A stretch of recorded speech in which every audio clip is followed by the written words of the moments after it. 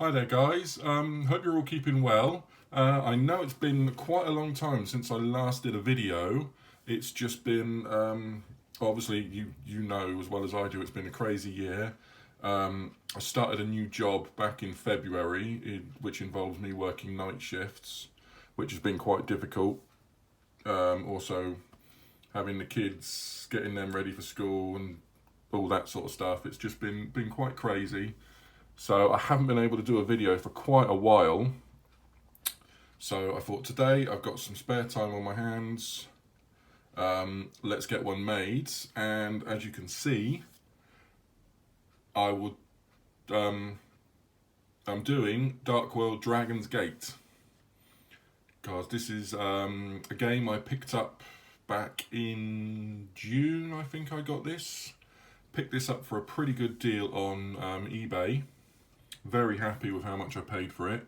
It's missing a couple of items, but only very small items, so that's no bother. I can pick them up at some point and replace them. But as you know, this is the third sort of part of the Dark Worlds trilogy, the second expansion, but the third part of the game. It's a standalone game. So you can play it on its own. You don't actually need to have Dark World or the Village of Fear to play it. Or you could add it to the other two games and have one huge, great big, massive board on the table, which I haven't actually tried yet because it takes up some space. But yeah, today we're going to have a look at Dragon's Gate. So first of all, look at the box. And it's, again, for the Dark World series. It's got some beautiful artwork. Got the dragon there, you got the 4 new adventurers. Beautiful backgrounds.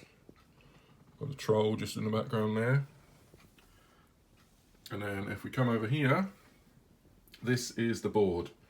Now, this is not as big as the last two games. This is probably, I'd say, about half the size board-wise. It's very compact. And let's have a look straight away. So, might as well get him out of the way first. There's the big model, the dragon. I can't remember his name. I'll have a look in the book in a second. But he is pretty cool.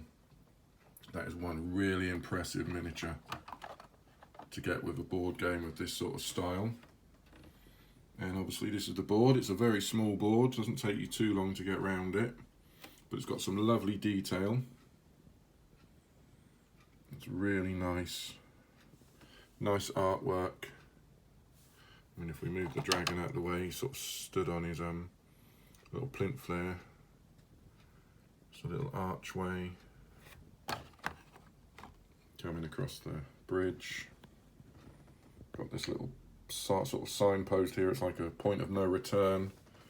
So once your heroes get past this point, no monsters can follow you, so you're safe, but then you do have to face the dragon. So yeah, there's the boards. There's the big model. Now have a look at the adventurers you get.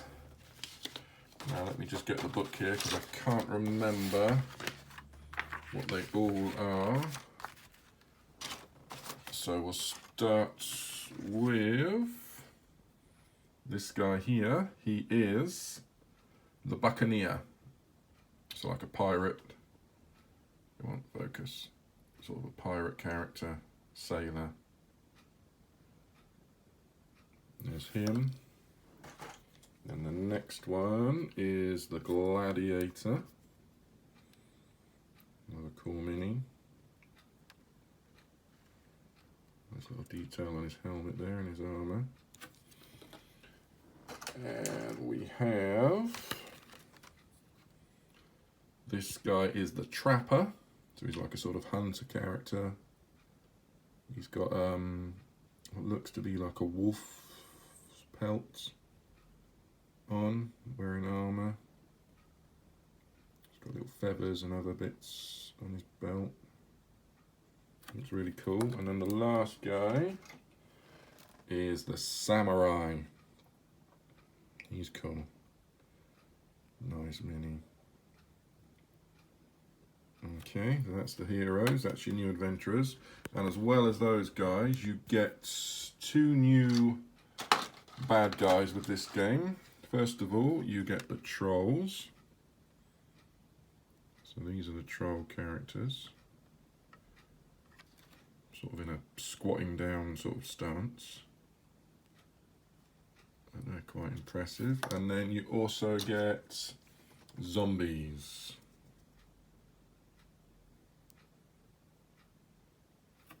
You get a few zombies holding these sort of giant cleaver-like weapons. So there you go, there's all the miniatures. And it's similar to the original game. You start here, and then you sort of make your way around the boards.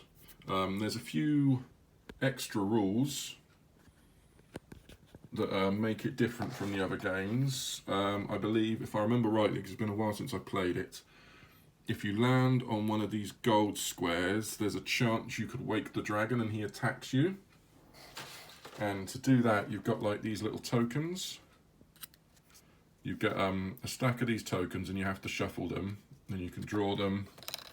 Let's get another one. So you draw them. So if you flip that over, it means the dragon's asleep, so he doesn't attack you. But then if you flip this one over, that means the dragon's awake and he sees you and he attacks you. I think he rolls 3 dice and whatever the total is. So he rolls, no, he didn't do very well there. So that means if the dragon attacked you, he would do 1 damage and there's no way of you blocking the dragon's attack. But basically you're making your way around the board. You get up to here. Once you get to the point of no return, so like I said, the bad guys can't follow you up. And then you have to go across the board to face the dragon.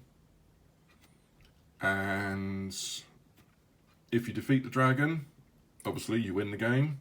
It's the same as the other 2 games. You get points as well. So you get points for all the bad guys you kill, any treasure you collect, gold you pick up as well for killing bad guys. There's a few extra things with this game. If you encounter... Oh, let's not wreck the board. You encounter the trolls as you're going around. Once you've had your heroes' turns and you've defeated any bad guys that are on the board, there is a chance that the trolls can regenerate. And how they do that is you have these cards here. So you've got these troll cards, and let's find a different one, because they've got these little images on. So that means no regeneration, but if you flip that one over, that means a troll automatically spawns back onto the board. I'm pretty sure that's how it works. Yep. You have to apologise, I haven't read the rulebook for a while, but yeah. So even if you defeat the bad guys, there's always a chance that the trolls and even the zombies as well, the zombies can respawn at the start of the next turn. So that sort of makes it a little bit more difficult as you're playing the game. But again, because it's not a huge game, like I said, the board's tiny, about half the size of Village of Fear.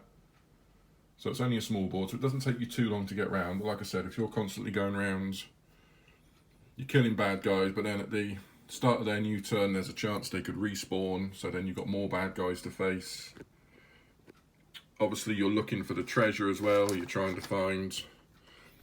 You've got these little bags on the bad guys. So, I mean, that means it's empty. That means you pick up a gold weapon. What else have we got? More gold weapons. Another empty one. Got another gold weapon. Empty. That means you get some coins, some points. You have a gold weapon. More points and more points. Yep. But But yeah, so that's basically it. That's Dragon's Gate. It's a cool little expansion for Dark World. Obviously, the main thing that sells it for me is the dragon. He is absolutely amazing. Really cool miniature. Great to have on the table. And the fact that you can add this to Village of Fear and the actual main Dark World game, and you can have one huge, great big mega board on the table. And the good thing with this as well, it comes with this leaflet telling you all about the trilogy. And if we open it up in the middle, it actually shows you what all 3 games look like. So you start off with Dragon's Gate. So you fight the dragon, pass through the gate, then you end up in the Village of Fear. You have to make your way around the village, defeat the warlords. Once he's defeated, then you head into the castle. And then obviously you make your way through the castle, finally to Korak's lair, where you face Korak the warlords, and you defeat him. And that is, I mean, that's just unbelievable. I mean, I'm looking at my dining room table now, and I know it's quite a big table. I've got a funny feeling I will not be able to fit all that on the table. But I'm going to give it a go. And if I can set it all up, I'm going to do a little video just to have a look around and show you what it looks like all set up, because I would imagine it would be pretty amazing having all that set up on the table. So there you go, guys. Just a quick little video, just to sort of catch up. I apologise, I've not made any videos for quite a few good months, so I'm gonna start getting back into it now. I've got loads of games that I still need to review, and other stuff as well I'd like to make some videos on. So I hope you've enjoyed this video. If you have, please leave a comment. If you do enjoy playing Dark World, I'd like to hear whether you do, or even if you don't enjoy playing Dark World, if it's not a game for you. I know the rules are quite basic. There's not really much sort of story to it, or it's not an incredibly technical game to play. It's just a rolling dice and attacking, and that's it basically. The characters haven't got much sort of backstory to them or any special skills, but to me it's just a nice game. It's a fun game to play with my kids. They enjoy playing it, getting all the miniatures out. But yeah, hope you enjoyed the video, and like I said, if you do enjoy Dark World, please leave a comment. I'd like to hear from you, and hopefully I'll see you guys very soon. All right, take care. Thanks for watching.